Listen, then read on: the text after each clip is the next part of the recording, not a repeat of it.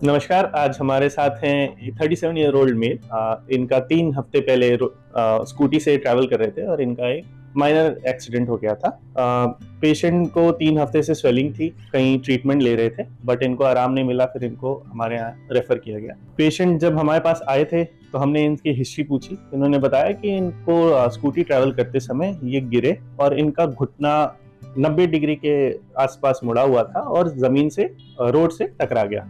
तो ये हिस्ट्री से बहुत ही क्लासिकल साइन जो इंजरी है इसको हम लोग डैशबोर्ड इंजरी कहते हैं, जिसमें 90 डिग्री पे नी फ्लेक्स होता है और इम्पैक्ट सामने से होता है घुटने के।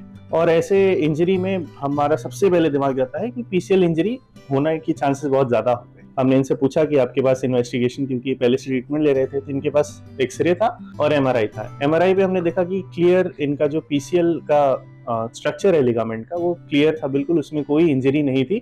बट इडीमा था बोन के पास में और थोड़ा सा फ्रैगमेंट जो था वो डिस्प्लेस लग रहा था। फिर हमने एडवाइस करा कि सीटी कराते हैं। सीटी में हमने देखा कि स्टेज 2 या ग्रेड 2 पीसीएल अवल्जन है इनको।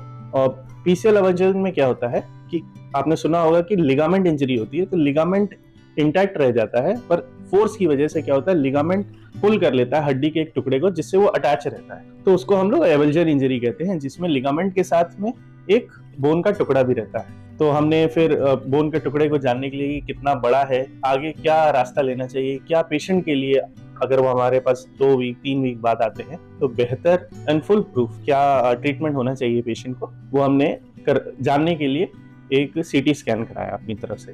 सीटी स्कैन में हमने देखा फ्रैगमेंट था। पेशेंट को समझाया कि जैसे कि मैंने बताया कि ग्रेड 2 था, तो जिसमें मिनिमली डिस्प्लेस्ड रहता है, फ्रैगमेंट डिस्प्लेस हो गया था। और एग्जामिनेशन में भी और एमआरआई जो हमारे पास पहले थी उसमें कोई और एसोसिएटेड लिगामेंट इंजरी नहीं थी। तो हमने डिपेंडिंग ऑन दी डेज, कितने दिन हो चुके हैं चोट लगे, कि कोई एसोसिएटेड इंजरी नहीं है, तो हमने डिसाइड करा कि इनका मिनी ओपन, जिसमें हम लोग बहुत छोटा सा इंसिजन देते हैं और फ्रैगमेंट को अपनी जगह बिठाते हैं एंड स्क्रू से उसको फिक्स करते हैं। पेशेंट को हमने समझाया और हमने आज 3rd डे है इनका, फिक्स कर दिया।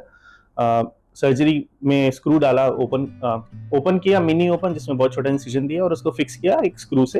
एंड आज 3rd डे है, पेशेंट को काफी बेहतर फील हो रहा है एंड हम लोग आज डिसाइड करा है कि इनको डिस्चार्ज करेंगे। अब पीसीएल इंजरी में आगे ऐसे केसेस में हम लोग मोड ऑफ रिकवरी क्या रहती है, कैसे पेशेंट जल्द से जल्द ठीक हो सकता है, तो अभी तो हम लोग, क्योंकि हमने फ्रैगमेंट को वापस से अपनी जगह ला करके फिक्स किया है, तो एटलीस्ट 3 वीक्स तक हम लोग अभी इमोबिलाइज रखेंगे, जिसमें पैर बिल्कुल सीधा रहेगा।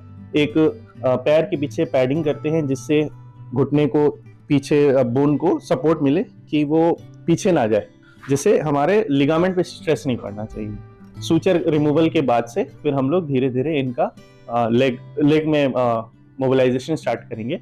एंड अभी पेशेंट को फुल वेट बेयरिंग, चलना फिरना बिल्कुल अलाउ है, चल फिर सकते हैं, पेशेंट चल भी रहे हैं विद सपोर्ट। अभी क्योंकि 2-3 वीक्स ऑलमोस्ट होने वाले हैं अब, तो चलने में अभी उतना कॉन्फिडेंस इनको अभी नहीं आ रहा है, बट आने वाले 2 दिन 3 दिन में काफी बेहतर महसूस करेंगे एंड चलना फिरना बिल्कुल नॉर्मल हो जाएगा।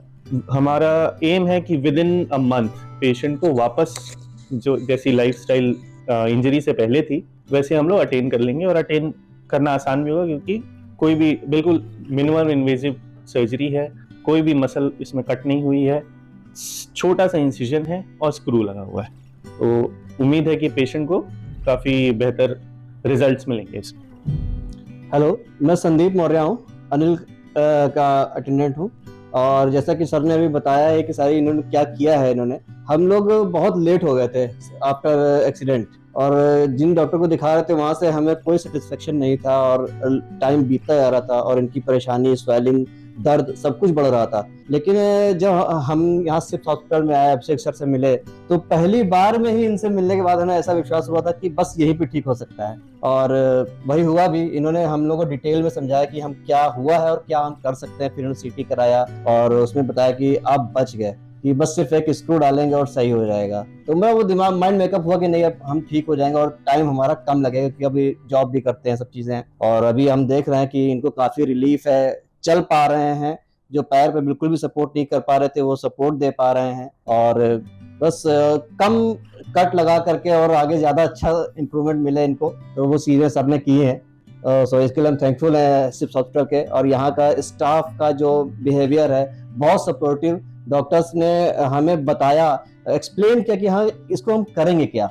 तो वो हम लोगों को पता चल जाता है ना कि हाँ क्या यस हो रहा है कि नहीं हो रहा है, कौन सा डॉक्टर क्या कह रहा है, वो सब चीज़ें समझ में आई और हमारा पेशेंट आज बहुत सेटिस्फाई है, हम लोग बहुत सेटिस्फाई हैं।